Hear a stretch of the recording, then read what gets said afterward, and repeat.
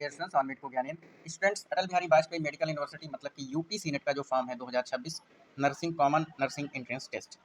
ठीक है, तो ये वाला जो फॉर्म नर्सिंग के लिए सभी लोग परेशान थे, तो अब आ चुका है और यूपी में बीएससी नर्सिंग करने के लिए आपके पास बहुत बेहतरीन मौका है। जितने भी गवर्नमेंट प्राइवेट नर्सिंग कॉलेजेस हैं जो भी एफिलिएटेड हैं ABBMU मतलब अटल बिहारी वाजपेयी मेडिकल यूनिवर्सिटी से, उन सभी का ये फॉर्म है। ठीक, साथ ही SGPGI KGMC मतलब KGMU और Ram Manohar Lohia institute of medical sciences और UPUMSFI और LLRM मीरठ, ये सब गवर्नमेंट कॉलेज बहुत बेहतरीन है। इन सभी का फॉर्म भी यही है, तो अलग से ये कॉलेजेस फॉर्म नहीं देंगे। जैसा कि हमने आपको शॉर्ट वीडियो में बना के दिखाया है कि फॉर्म कल आ चुका था 28 मार्च को, लास्ट डेट इसकी 20 को है और करेक्शन आपका जो है 13 से 20 मई के बीच में आप कर सकते हैं। एडमिट कार्ड आ जाएगा मई के लास्ट वीक में, आपको मिल जाएगा। और एंट्रेंस एग्जाम जो होगा वो 6 जून को रखा गया है, शनिवार दिन है, और उसके बाद रिजल्ट आएगा आपका। तो ये सारी बातें हम लोगों ने कर ली थी। ठीक है, तो चलिए देख लेते हैं कि क्या क्या है और क्या एलिजिबिलिटी है ना, कैसे आप एग्ज़ाम देंगे, कितने क्वेश्चंस किसके आएंगे, किस पोर्शन से ज़्यादा पूछा जाएगा, सारी डिस्कशन हम कर लेते हैं। सबसे पहले ये जान लेते हैं कि general information for the BSc nursing exam. देखो, यूपी के लिए एक ही एग्जाम नर्सिंग के लिए, बीएससी नर्सिंग के लिए स्पेशली रख दिया गया है, जिसका नाम है यूपी सीनेट। ठीक, और बीएससी नर्सिंग का कोर्स अगर आप करते हैं तो 4 साल के लिए आपको इसमें मेहनत करनी पड़ेगी। यहाँ की बीएससी 3 साल की नहीं होती है, 4 साल की होती है। ठीक है, और इसका एकेडमिक सेशन जो है ये हम लोगों का इसी साल स्टार्ट हो रहा है 26-27 में। ठीक, कौन कौन से कॉलेजेस हमने ऊपर भी डिस्कस कर लिया है। आपका जो सेंटर पड़ेगा वो कहाँ कहाँ पड़ेगा, तो अगर आप आगरा से हैं, आजमगढ़, बांदा, गोरखपुर आसपास, लखनऊ, मुरादाबाद, वाराणसी, अलीगढ़, बरेली, गाजियाबाद, झांसी, मेरठ, ठीक है, प्रयागराज, गौतम बुद्ध नगर और अयोध्या, बस्ती, गोंडा, कानपुर, मिर्जापुर, सहारनपुर, इतने जिले 18 जिलों में सेंटर बनाए जाएंगे। ठीक है, ज़रूरत पड़ेगी तो हो सकता है और बढ़ा देंगे इसको, लेकिन इतने में तो कन्फर्म है। और आपका जो फॉर्म है केवल और केवल आपको ऑनलाइन जमा करना है, तो इसको जो है आप ज़रूर भरिए। ठीक है, इस वेबसाइट पर जाकर के आप लोग फॉर्म भरवा दीजिएगा। अब अगर हम बात करते हैं एग्जामिनेशन फीस की, तो अनरिजर्व्ड और ओबीसी के लिए मतलब जनरल कास्ट और ओबीसी के लिए 3000 रुपये का फॉर्म है। SC ST और कोई डिसेबिलिटी के साथ है, PWD टाइप का कोई भी अगर कैंडिडेट है तो उसके लिए 2000 का फॉर्म है। तो 1000 रुपये की बचत यहाँ पे इन बच्चों को मिल सकती है।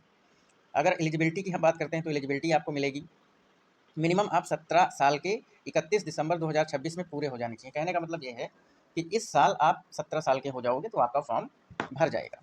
ठीक है, क्वालिफिकेशंस क्या हैं, तो क्वालिफिकेशंस में आपको देखने को मिलेगा कि कैंडिडेट्स जो हैं वो 12वीं पास होने चाहिए, 10+2, 45% नंबर आपके होने चाहिए टोटल मिला के, तो मतलब आप पास हों बस। फिजिक्स, केमिस्ट्री और बायोलॉजी, और साथ में इंग्लिश एक इंडिविजुअल सब्जेक्ट होना है, कंपलसरी है। ठीक, ये जनरल की बात हो गई। अब रही बात ओबीसी और SC के लिए, तो उसके लिए 40%, 5% का यहाँ भी रिलैक्सेशन दिया गया है। ठीक है, तो किसी भी बोर्ड से हैं, है ना, किसी भी कॉलेज से आपने पढ़ा है उत्तर प्रदेश में और आपको जो है BSc नर्सिंग करना है, तो आपको ये कोर्स करने के लिए इस फॉर्म को भरना है। ठीक, नेक्स्ट है रिजर्वेशन पॉलिसी। ठीक, तो रिजर्वेशन पॉलिसी जो normally reservation policies nursing council act के अनुसार चलती हैं, वो सारी आपको फॉलो करनी होगी। PWD पे जो होते हैं कैंडिडेट्स, उनको 5% का हॉरिजेंटल रिजर्वेशन दिया जाता है। ठीक है, बाकी ये सब चीज़ें आपकी बात की जब आपका नाम आ जाएगा तब, मतलब जब आपके नंबर आ जाएंगे तब। ठीक है, कास्ट सर्टिफिकेट बहुत इंपॉर्टेंट है, तो कास्ट सर्टिफिकेट सभी लोग जरूर बनवा लें। कास्ट सर्टिफिकेट, इनकम सर्टिफिकेट और रेजिडेंस सर्टिफिकेट। ठीक है, मतलब आय जाति निवास, तो ये 3 सर्टिफिकेट जरूर आप बनवा लीजिए ताकि आपका जो है कोई भी काम ना फंसे। ठीक है, और तहसीलदार से कास्ट सर्टिफिकेट जो बनता है, उत्तर प्रदेश सरकार बनाती है, या SDM, उसी से आपको बनवाना है। ठीक है, तो ऑनलाइन आप कर देंगे, सब चीज़ें ऑनलाइन आजकल होती हैं, तो उसमें हो जाता है। ठीक है, बन जाता है, 1 हफ्ते या 15 दिनों में बन करके आ जाता है। ज़्यादा रुपये भी नहीं लगते हैं, 200 रुपये के अंदर में ही बन जाते हैं तीनों। EWS कोटा जो है ये 10% सीट्स जो होती हैं वो इकोनॉमिकली वीकर सेक्शन के जो कैंडिडेट्स होते हैं बट जनरल कास्ट में होते हैं। ठीक है, तो उनको जो है ये सीट मिलती है EWS 10% में। ठीक है, तो ये ध्यान रखना है कि इकोनॉमिकली वीकर सेक्शंस से जो होते हैं कैंडिडेट, उनको जो है ये सीट 10% अलॉट की गई है, ध्यान रखना है। और ये सब जो है आपको उत्तर प्रदेश गवर्नमेंट तहसीलदार से बनवाने हैं। ठीक, तहसीलदार मतलब ऑनलाइन करा देंगे, वो बन जाता है, उसका नाम वहाँ पे साइन लिख करके आते हैं। ठीक है, जो तहसीलदार होते हैं उनका। इसके बाद है nursing government colleges, the candidate must be domicile of Uttar Pradesh. कहने का मतलब ये है कि अगर कक्षा 12 मतलब क्लास 10 12 आपने कंप्लीट कर लिया है PCBE से, ठीक, तो आपका रेजिडेंस जो है उत्तर प्रदेश का होना चाहिए। डोमिसाइल का मतलब आप उत्तर प्रदेश के ही रहने चाहिए, रेजिडेंस सर्टिफिकेट मतलब डोमिसाइल सर्टिफिकेट। ठीक है, clear. Reservation for minority and other category educational institution will be as per government of UP norms and directives.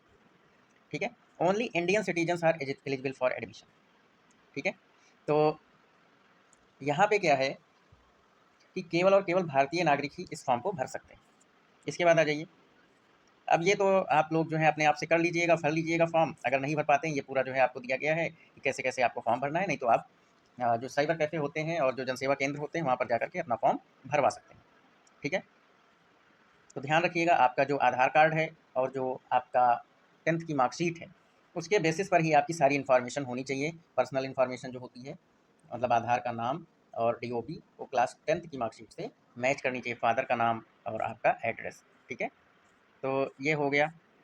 और इसमें आगे थोड़ा सा देख लेते हैं कुछ काम की चीज़ें अगर आपकी अभी मिल जाएँ बताने लायक। बाकी काउंसलिंग के टाइम पे हम पूरा डिस्कस करेंगे। हाँ, यहाँ पे आपके काम की चीज़ है, जो पेपर है आपका 6 तारीख को है, 11 बजे से लेकर के 1:20 तक आपका ये एग्ज़ाम चलेगा।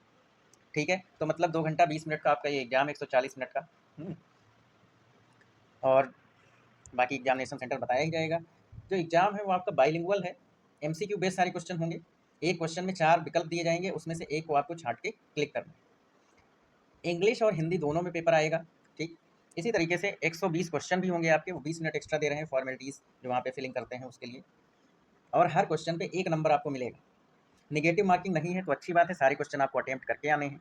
अटेम्प्ट करने का हम तरीका बताएंगे कि किस तरीके से अगर आपका कोई क्वेश्चन नहीं आ रहा है तो उसको आप कैसे वहाँ पे टैकल करेंगे। ठीक है, मिनिमम क्वालिफाइंग मार्क्स, तो सभी सब्जेक्ट्स में, मतलब जनरल में, सभी कैटेगरीज के लिए, जनरल के लिए 50% नंबर लाना ही लाना है। इसी तरीके से 45% जनरल PWD का कैंडिडेट है, और OBC SC ST के लिए 40% है। तो यार 40 50 45 में पढ़ना ही क्यों है, आपको मेहनत करनी है और आपको सीधे सीट लेनी है।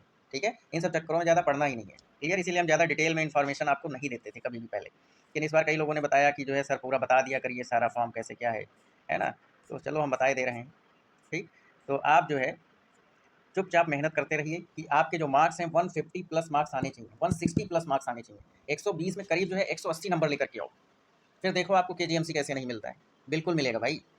ठीक है, तो चलिए अब इसमें ज़्यादा डिटेल नहीं है, बाकी आप लोग जो है जब काउंसलिंग कराइएगा, सेलेक्ट होकर के आइए तो हम सब सारी बातें फिर से डिस्कस करेंगे। Okay, wish you all the best students, thank you. कोई भी दिक्कत हो आपको एग्जाम से रिलेटेड तो आप हमसे बेझिझक कॉल कर सकते हैं। Thank you.